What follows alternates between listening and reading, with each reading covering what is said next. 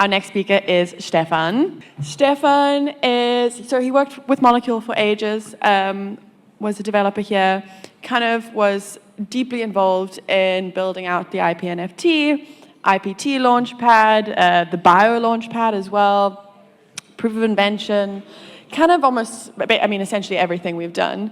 And recently, he left us for Welshare, but never too far away. He does come pop in and visit us, but yeah, as a deeply integral part of what we built at Molecule, and a good friend of all of ours at Molecule as well, and also actually a Swiss Army knife, because he also just fixed the toilets for all of us because the flush broke. So super excited to welcome you to the stage.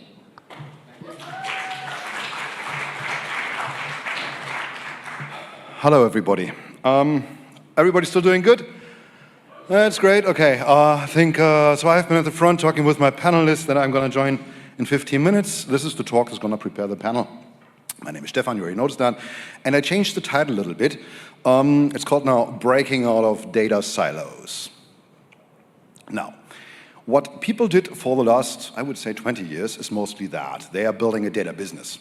And the headline of this slide was actually created by Claude, because as everybody who's doing slides these days, they're summarizing everything with Claude, and I like that little title there.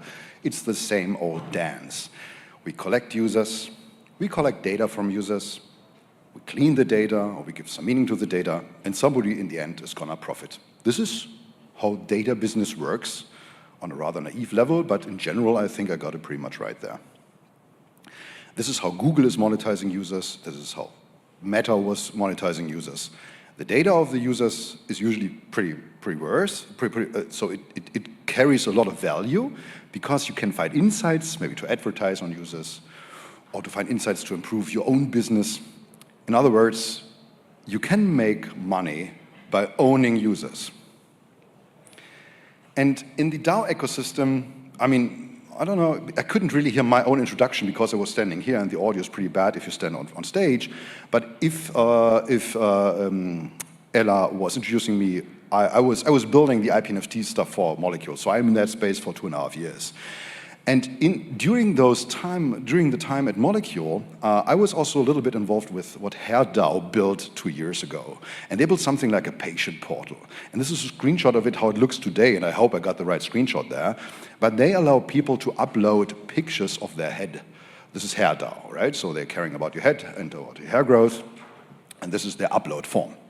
Now, if you look at Biohacker DAO, I don't know if anybody of the guys is here today, they do more or less the same. They ask you to please get an Aura token, copy-paste your personal Aura token into their little web form, and then they can access your Aura data. Then we have Long COVID Labs. Long COVID Labs had a type form on the website that said, if you want to onboard to our DAO, you can please fill out a form. Do you feel bad? Do you have fatigue? Do you actually are suffering from ME, CFS, and so on? They are collecting data using type form. We have Reflex DAO, which are building their own variables, which are storing data on Ocean Protocol. But in the end, they're also building up their own users. We have Sleep Fun, which is a Vanna data DAO, right? Data DAOs are a very own concept of how you can actually put data into buckets that are not controlled by one single entity. But, well, in the end, you mostly connect the user, you get data out of the user, you store data somewhere, and if you look at the Vanna protocol, this data it's actually not even defined where the data is stored. Each data DAO individually decides where they store the data. This is an example of Asterisk DAO. This is an example of Spine DAO. I just found the same thing in their documentation. This is something a little bit more old, is Evidation. They say, okay, if you just send data to us, you get some points, and if you earned enough points, you will get $10 reward. I think I started in March sending every day all the data I have, and this is how far I came, so I'm still not 30% on my $10. We have Reputable Health, which will join me on stage in just 10 minutes. And then we have Welshare. We tried the same. Before I joined the team, it was mostly the same thing. They built an app, they connected your Aura Ring, they connected to CGM devices, we collected data, we put the data in a database, profit. What I want to say is, wouldn't it be better if not everybody would collect the data on their own? Let me just pose one thing, and this is why I put this slide here. This also doesn't work. Let's just all in this room get together and say, let's agree on one data profile standard. All the users put their data into that standard, and so all the problems are solved. The problem with that is quite similar to this one. If you would try that, I can promise you, we just end up with yet another standard that nobody agreed on, because everybody thinks they can build better standards. Now, the great opportunity, and I don't really know a good way out of that. I only know that the more open you design a system and the more encryption you put into the system, the more likely it is that people will adapt it, because I'm not owning your data. I'm not owning your user. Nobody owns the user. The user owns their own data. This is the whole goal of decentralized data profiling. And so the outcome of that is, if we are creating new silos while we are trying to solve the same old problem. Particularly in the Web3 and DAO space, everybody, or all the DAOs, maybe, I don't know, if they want to simplify the login situation for the users, they create their own privy account. Now, every user has a different account in all those DAOs. Now, you can use some technology to combine them again, whatever. But everybody's now building up their own user buckets again.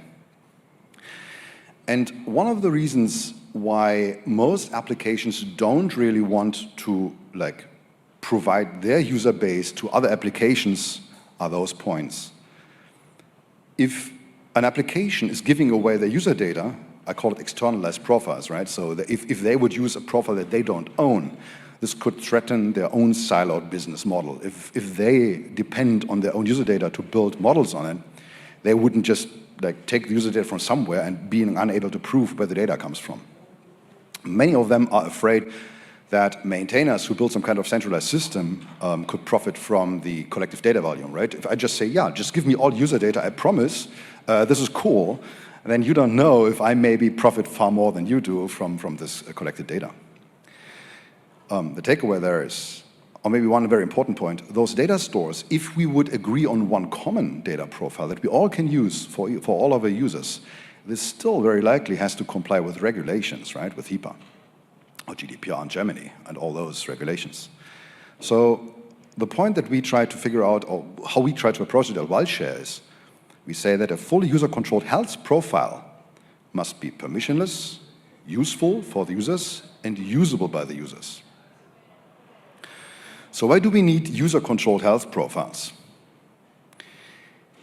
In the long term, and I think we heard quite a lot of talks today already about that topic, and this is another headline that Claude built for me actually, AI agents will start hunting for data, and they will do so autonomously. So how do AI agents learn something about the great mass of users? Where do they discover them?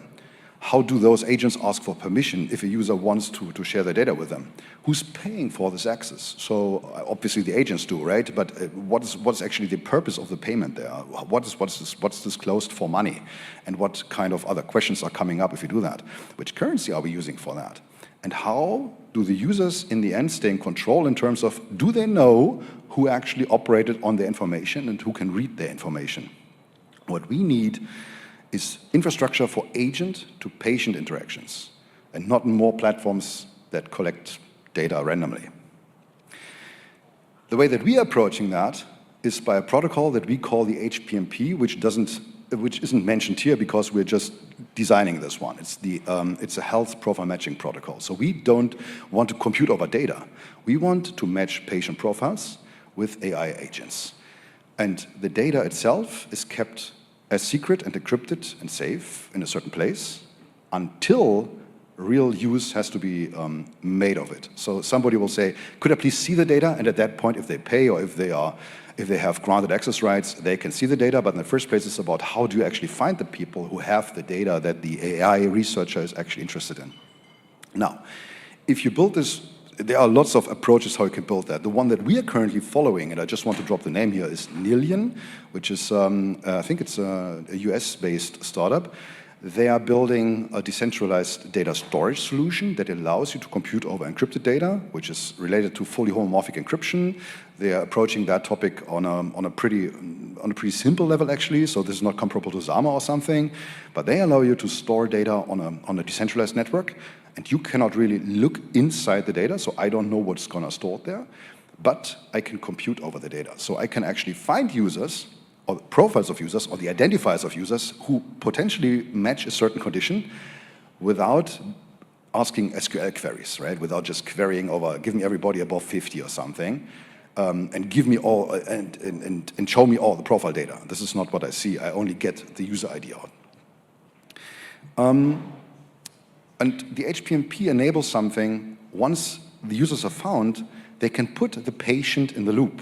So if agents actually come up with hypotheses that go in towards the directions, for example, in mental health space, that they would like to interact with users and ask them questions, saying, okay, what's happening if you start behaving differently, when you sleep longer, when you reduce your calorie intake?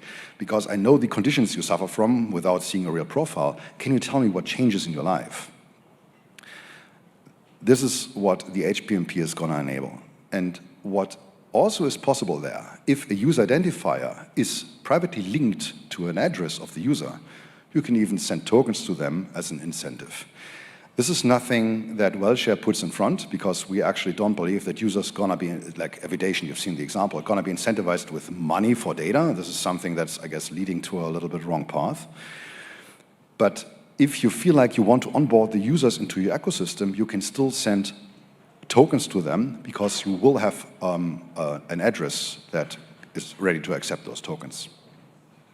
The way that we are currently designing it is with an integration based on MCP, the Model Context Protocol, so agents completely, without any known API, can actually start discovering users on the MCP, and they pay with X402, which is a payment standard based on HTTP protocols by Coinbase.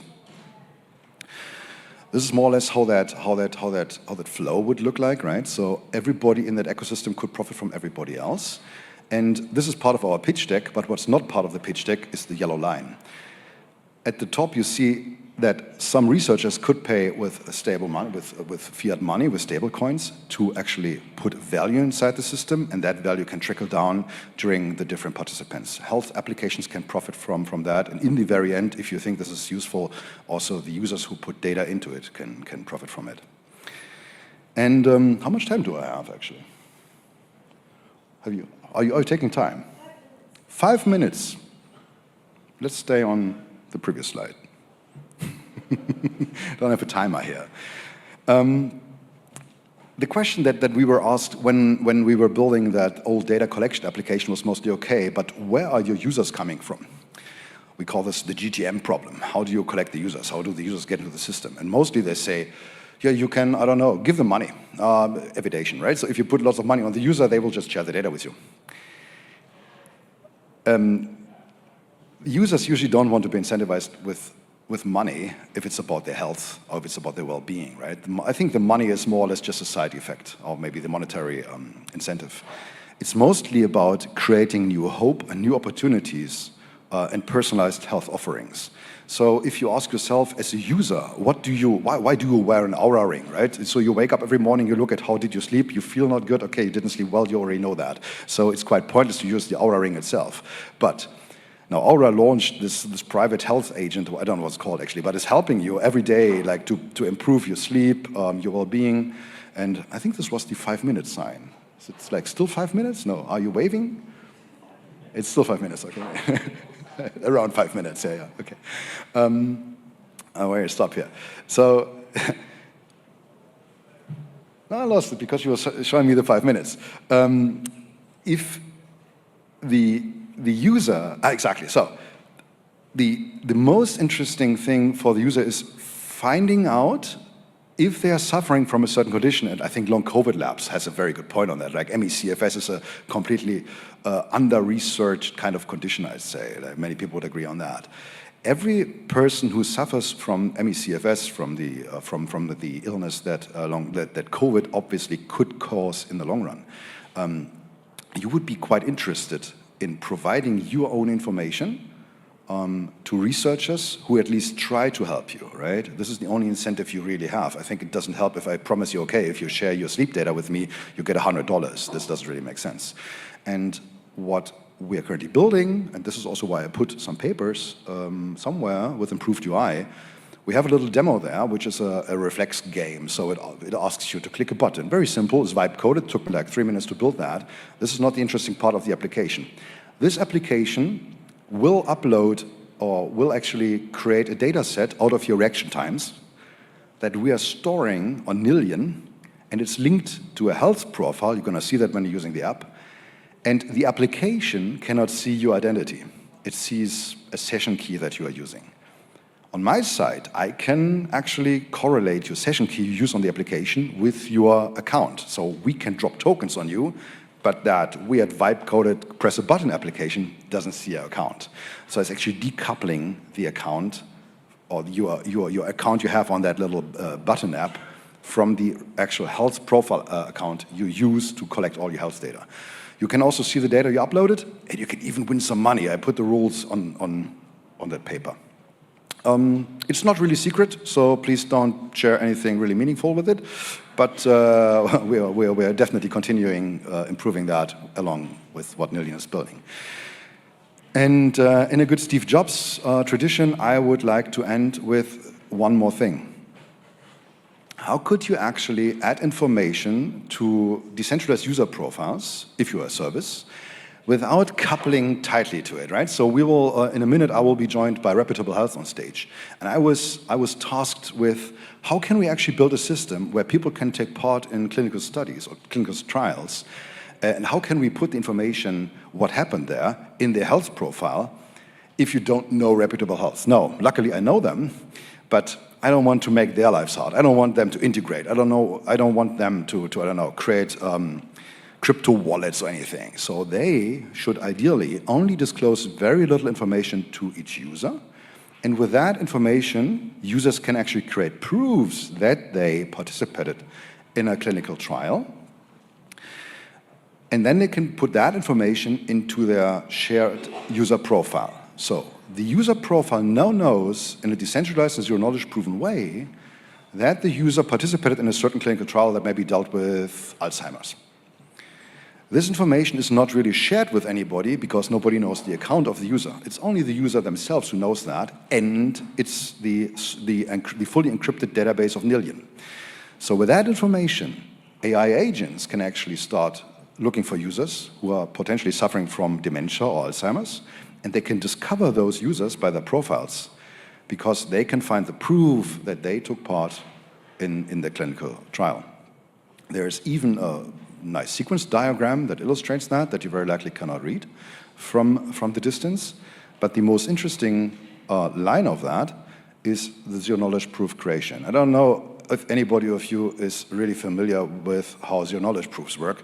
Since I'm a smart contract coder, I really tried to not get familiar with them because this is highly complicated stuff, I thought. Let me just go back one slide. If you're a developer and you are wondering how I can utilize that easily, look for Noir. So with that language, with that framework, creating zero-knowledge proofs of anything is a piece of cake, honestly. And this is why it's not really rocket science building zero-knowledge proofs in this kind of flow.